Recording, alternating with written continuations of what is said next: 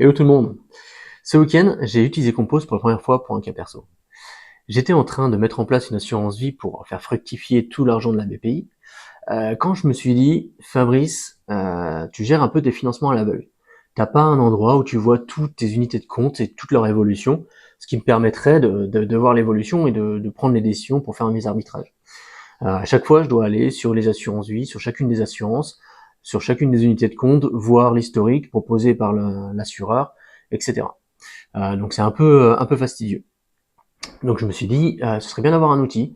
Et comme Compose permet de gérer de la donnée, comme Compose permet de faire des vues différentes, comme Compose permet de faire des dashboards, et comme Compose permet de automatiquement importer de la donnée via son composant Make, je me suis dit, c'est un super cas d'usage pour m'amuser avec Compose. Donc c'est ce que je vous propose de vous présenter aujourd'hui. Mais avant de commencer, je tiens à préciser que je ne suis pas du tout expert en investissement. Tout ce que vous verrez dans cette vidéo n'est pas à prendre pour conseil en investissement. Tout investissement comporte des risques. Il faut vous renseigner par vous-même. Voilà, maintenant que c'est dit, je vous propose de commencer. Allez, c'est parti. Alors, pour mettre en place ce cas d'usage, j'ai créé un espace de travail dédié que j'ai appelé historique de mes UC, de mes unités de compte, dans lequel j'ai créé deux objets. Donc ce que j'appelle objet, c'est similaire à des onglets sur Excel. Dans ces objets, j'ai dans le premier objet, donc unité de compte, je répertorie l'ensemble des informations des unités de compte que je souhaite surveiller. Donc là j'en ai mis 5. Je vous rappelle, ce n'est pas un conseil d'investissement. Avec le code ISIN, la périodicité, le risque et aussi un symbole. Ça c'est plus pour aller rechercher les valeurs via API. Et j'ai créé un deuxième objet qui s'appelle historique, qui lui va être à charge de stocker en fait l'ensemble des couples date-valeur raccrochés à une unité de compte que j'ai spécifiée précédemment. Donc là, en fait, je vais pouvoir avoir pour toutes mes unités de compte un ensemble de couples date-valeur, ce qui va constituer mon historique. Une fois que j'avais construit cette structure de données qui est relativement simple, j'ai pu importer via un fichier CSV, donc que j'ai récupéré sur mon assureur, donc un fichier CSV que j'ai pu importer, ce qui m'a permis d'avoir l'ensemble des informations. Donc là, j'ai pas affiché toutes les lignes parce que c'est beaucoup. Je vais les afficher plus sous forme agrégée. Et une fois qu'on a l'ensemble de ces informations, on va pouvoir déjà commencer à créer des vues dédiées suivant ce qu'on veut regarder. Donc par exemple, j'ai créé une vue qui me permet de voir les dernières valeurs. Donc par exemple, sur la semaine 32, le 4, alors le 5 c'était hier, je l'ai intentionnellement effacé pour cette vidéo, mais sinon ça s'était mis à jour cette nuit avec les nouvelles valeurs, ce qui va me permettre de vous montrer comment ça se passe. Mais sinon, voilà, on a les valeurs semaine par semaine, donc ce qui nous permet de naviguer.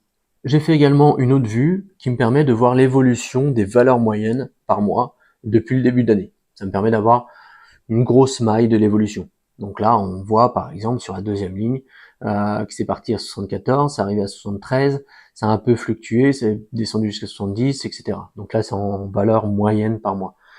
Sachant que mon profil d'investissement, c'est sur du long terme, donc je vais pas regarder tous les jours les valeurs. Et donc ça, on peut faire plusieurs types de vues suivant ce qu'on cherche à regarder, mais on peut aussi faire des tableaux de bord. Donc voilà, là j'ai construit un tableau de bord qui me permet d'avoir des informations générales sur mes unités de compte, notamment le nombre d'unités de compte que je gère, le risque moyen, donc c'est le risque moyen d'unités de compte sans prendre en compte mes fonds en euros, ce qui réduirait pas mal les risques globaux.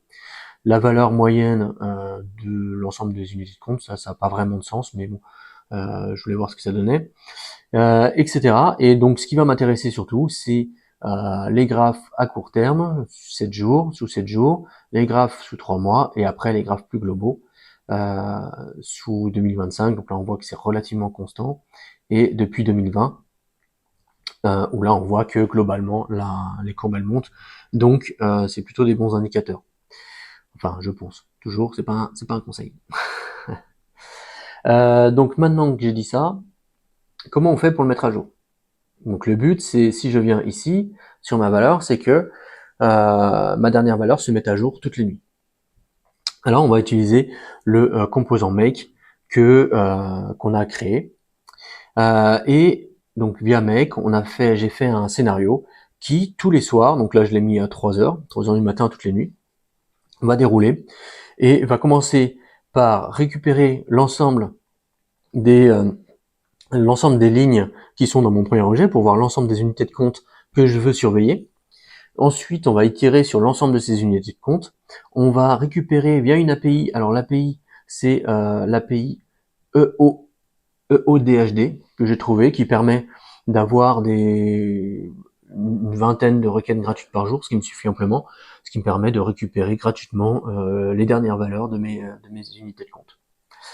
Et donc je récupère les dernières valeurs. Ensuite, je requête encore une fois compose, mais cette fois-ci sur le deuxième objet, sur l'historique, pour voir est-ce que cette valeur a déjà été renseignée à la date de la dernière clôture. Si c'est le cas, bah alors je finis, j'ai rien à faire. Et si c'est pas le cas, je crée un nouveau record, je crée une nouvelle ligne sur cette historique. Donc normalement, c'est censé s'exécuter toutes les nuits, mais là, je vais le déclencher à la main pour vous montrer ce que ça fait. Voilà, donc là, ça s'exécute. Hop, on voit qu'il y a 5 lignes qui ont été créées. Et maintenant, si on rebascule côté compose, on voit bien que ces valeurs ont bien été importées. Et on peut aller voir aussi au niveau de l'historique. Donc là, on le verra surtout au niveau de 7 jours. Et là, on voit bien que on a la dernière valeur du 5 août qui a été importée. Voilà, donc ça va me permettre de plus me soucier d'aller voir sur chaque assureur, sur chaque unité de compte, et de pouvoir avoir une vue globale au jour le jour de mes unités de compte. Voilà pour ce cas d'usage. C'est un premier jet, je vais rajouter des informations un peu plus personnelles, comme notamment le nombre de parts par unité de compte, ce qui me permettra d'avoir une vision plus monétaire de mon portefeuille. Mais encore une fois, je suis pas du tout expert en financement, donc si vous avez des conseils sur les KPI à surveiller pour prendre les meilleures décisions sur les arbitrages des unités de compte, n'hésitez pas à m'en faire part. De la même manière, si vous avez d'autres cas d'usage de gestion de données, que ce soit à titre personnel ou professionnel, je suis preneur car j'ai bien envie de mettre un maximum de cas d'usage dans Compose pour le pousser un peu dans ses retranchements. Donc n'hésitez pas à m'en faire part. Voilà, c'est tout pour aujourd'hui. J'espère que cette vidéo vous a plu et à bientôt. Allez, salut!